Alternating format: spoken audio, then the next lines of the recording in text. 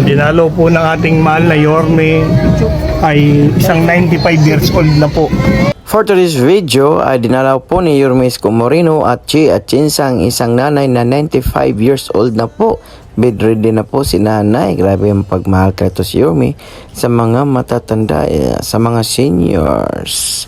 At higit sa lahat, at yung naghahanap ng resibo sa donisyon ni Yorme Isko Moreno, para sa inyo po ito. Pakibilang lang po kung ilang milyon po yung na-donate ni Yorme Isko Moreno galing po sa sarili niyang bulsa or galing po sa endorser or TF or talent fee ng mga ini-endorse ni Yorme Isko Moreno. Pakibilang lang po para hindi po kayo mabulag-bulagan o magbingi-bingian sa katotohanan. Masakit po talaga ang katotohanan.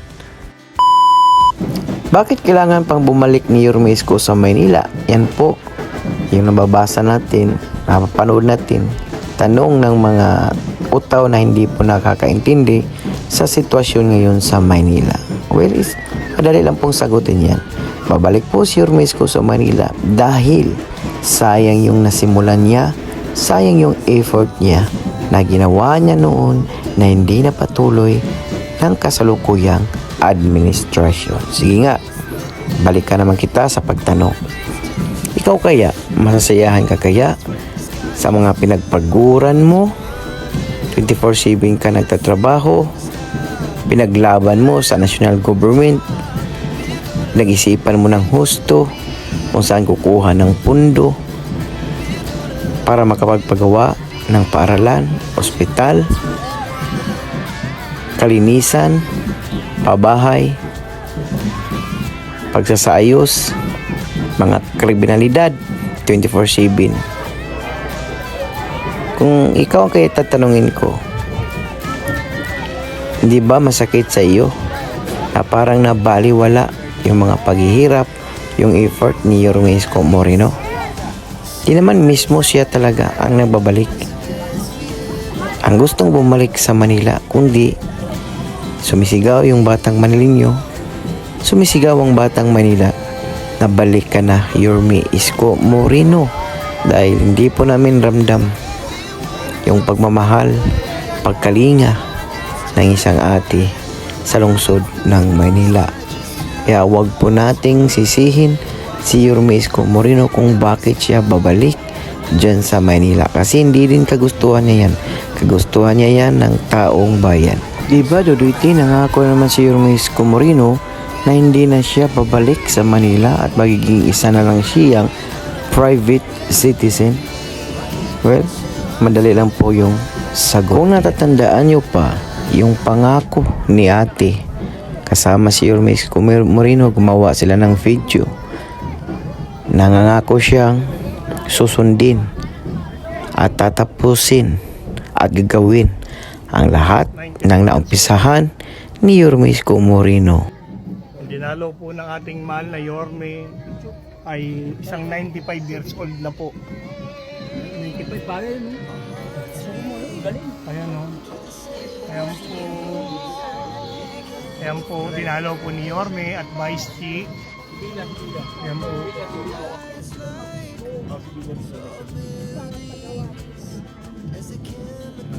95 years old na po si nanay.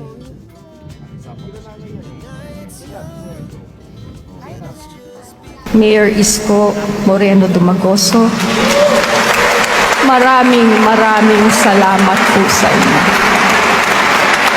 Boss, umasa ka, hindi ko po kayo bibiguin.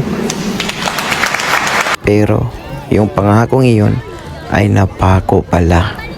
Kung ikaw kaya sa part ni Yorme Isko Moreno, matutuwa ka kaya? Hindi ka kaya magagalit o maiinis? Dahil sa pinapangakuhan ka na kaya niyang gagawin, sundin lahat ng nasimulan. Kasi alam naman po natin, kasama si ate sa mga pangarap nila sa Maynila. Pero dahil sa pangakong iyon, ay nawala na ng tiwala si Yorme Isko Moreno.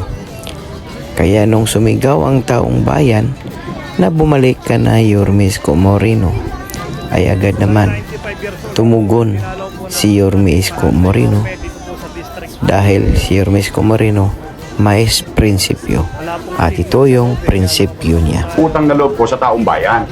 Kaya kahit kakampi ko, aawayin ko kapag talipanga sa taong bayan. Kahit nakakampi ko sa politika, kasama ko kahit ngayon. Nagtatanggal ako kahit kakampi ko kapag ka piniperwisyo tao. Kasi ang gobyerno supposed to be sinasandalan ng tao. Hindi yung kami-kami lang mga politiko ang mga nagkakasunduan.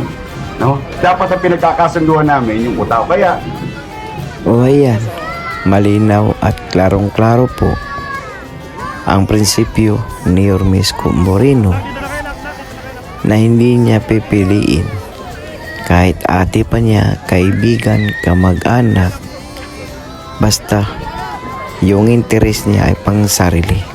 Ang pipiliin ni Yorme Isko Moreno yung interes ng karamihan, hindi yung sa isang tao lamang.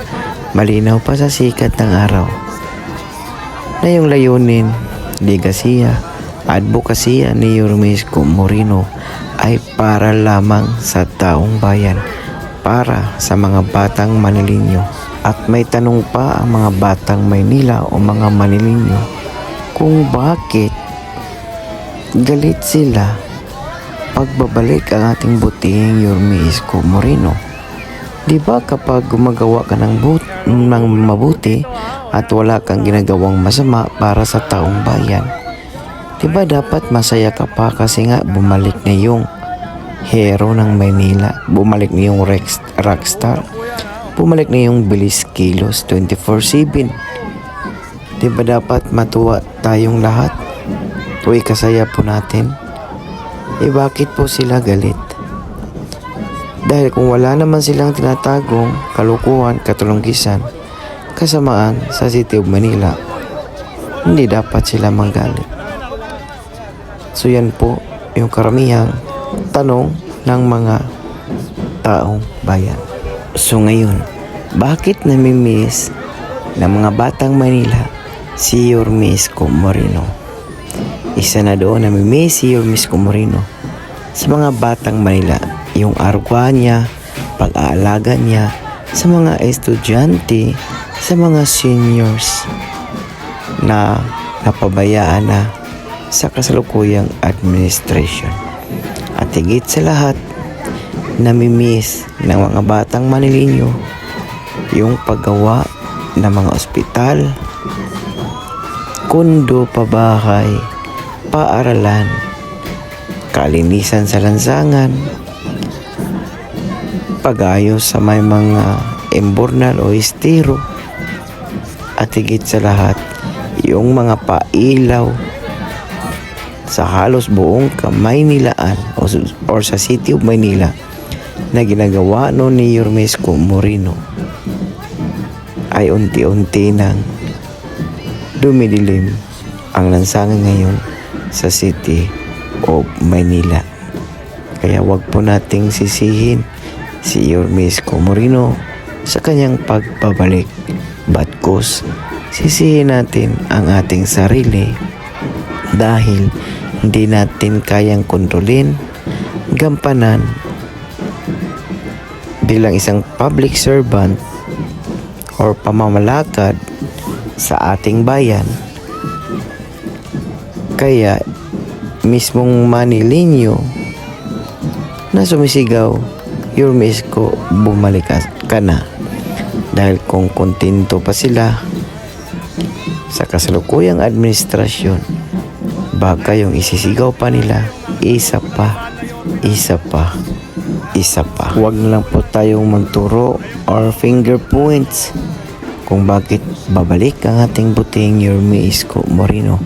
Batkos, suportahan po natin ang kaniyang kandidatura na sana ang buong team niya, ang buong ticket, ang buong line-up ng Yorme's Choice ay mananalo para in the future kung may gagawin mang pagbabago or para sa mga batang Manileño na ordinansa na gustong ipasa ni Yorme Isko Moreno, dyan sa City Council ay wala nang kukontra pa sa kanyang mga alikhaing layunin o gustong gagawin para maipasa ito, dahil alam naman po natin na lahat ng ginagawa ni Yorme Isko Moreno hindi lang pang sarili kundi para sa Batang Manila, para sa ikabubuti ng mga batang Maynila. Kaya vote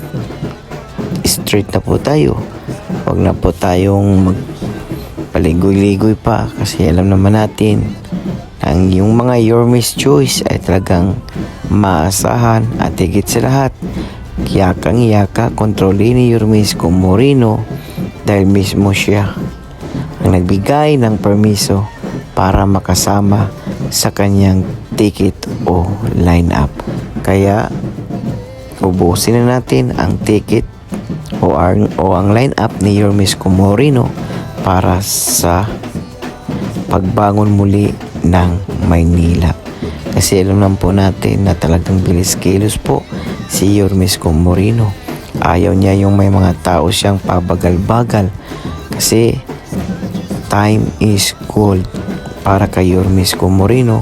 Kaya sa tuwing nagtatrabaho siya bilang isang public servant ay talagang sinasagad niya yung oras, overtime pa nga, aabutan pa ng madaling araw para sa ikabubuti ng Maynila. At ayun nga, nagbunga yung sipag at tiyaga, yung pagod, yung effort, yung walang tulugan ni Yorme Isko Moreno. Nagbunga ito ng paaralan, ospital, pabahay, kundo, Manila Zoo, kalinisan, kaayusan, pagpapaganda ng Maynila, pagpapailaw sa lansangan, paglilinis sa lahat ng mga estero, kasi na-anticipate na ni Yorme Isko Moreno at alam niya kung saan ang gagaling yung mga sakit, bakterya na nahawa yung mga tao. Kaya lagi niyang pinalinis iyan, mga estero, kanal, para malayo sa mga mikrobyo sakit ang mga batang Manila. Kaya nga dapat po nating pasasalamatan si Yorme Isko Moreno sa pagbalik niya muli sa Maynila, kasi alam naman po natin na napakaraming makabenepisyo sa kanyang mga gagawin pa dyan sa City of Manila. Utang na loob ko sa taong bayan. Kaya kahit kakampi ko, aawayin ko kapag talipanda sa taong bayan. Kahit nakakampi ko sa politika, kasama ko kahit ngayon. Nagtatanggal ako kahit kakampi ko kapag piniperwisyo tao. Kasi ang gobyerno supposed to be sinasandalan ng tao. Hindi yung kami-kami lang mga politiko ang mga nagkakasunduan. No? Dapat ang pinagkakasunduan namin yung tao. Kaya pagpalain kayo ng buong may kapal. Manila! God first!